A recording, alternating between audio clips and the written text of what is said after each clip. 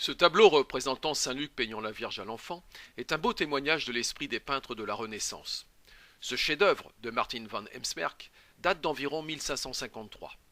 Ce peintre hollandais a vécu entre 1498 et 1574. Son tableau est exposé au musée des Beaux-Arts de Rennes. Saint Luc est représenté en tant que peintre car d'après une légende du VIe siècle, il est l'auteur d'une série d'icônes représentant la Vierge, d'où sa désignation au XVe siècle comme saint patron des peintres. Ses attributs sont nettement visibles. Le taureau pointant d'une patte l'évangile, ainsi que la palette et le pinceau dans ses mains. Les symboles religieux sont présents à profusion. Le perroquet, à travers l'étrangeté de sa voix, évoque le mystère de l'annonce faite à Marie par l'ange Gabriel. Sois sans crainte, Marie, car tu as trouvé grâce auprès de Dieu. Voici que tu vas concevoir et enfanter un fils. Tu lui donneras le nom de Jésus. La noix rappelle par son bois la croix et le corps martyrisé du Christ, mais son fruit est une promesse de vie. Le corps de l'enfant a un modelé trop musclé pour être réaliste, mais c'est là un moyen pour le rendre divin. Au-delà de la religion, c'est aussi le monde des savants qui apparaît dans cette scène. La sphère armillaire représente l'univers avec la Terre au centre, la théorie de Copernic n'étant pas encore admise. Au pied de la Vierge, un ouvrage est ouvert et fait apparaître un texte de Galien, un célèbre médecin de l'Antiquité, et une planche d'anatomie réalisée par un médecin contemporain, Vézal. Au pied de Saint Luc, un urinal renversé. À l'époque, l'étude des urines permet de déterminer l'état de santé d'un individu. La présence des livres illustre la diffusion du savoir lié à l'invention de l'imprimerie par Gutenberg en 1455. La mise au point de la presse à imprimer et des caractères métalliques mobiles permet la multiplication des livres et de baisser leur prix. La connaissance se diffuse de plus en plus largement parmi la noblesse, la bourgeoisie et les artistes.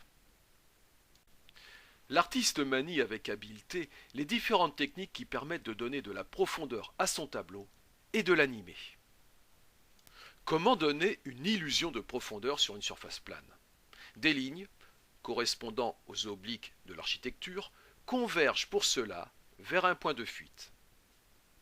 Le peintre joue avec la vivacité des couleurs au premier plan et sur la grande taille donnée au personnage. Au second plan, les couleurs sont plus pâles, les personnages sont plus petits et cette deuxième scène devient plus floue. Avec ce tableau, nous sommes aussi dans l'atelier du peintre, un atelier rêvé ou réel. L'atelier s'ouvre sur une cour intérieure, celle du Palais Sassi à Rome. Souvenir du voyage accompli par Heemskerck en Italie, un passage obligé pour les artistes européens qui se mettent à l'école des Italiens.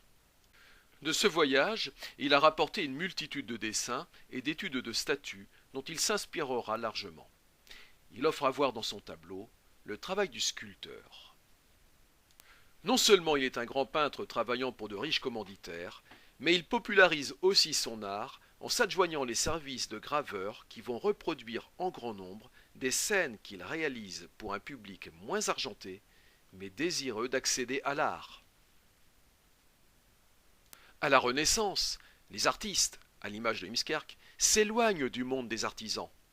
Ils ne sont plus dans une activité mécanique, mais libérale où ils peuvent donner libre cours à leur imagination créatrice.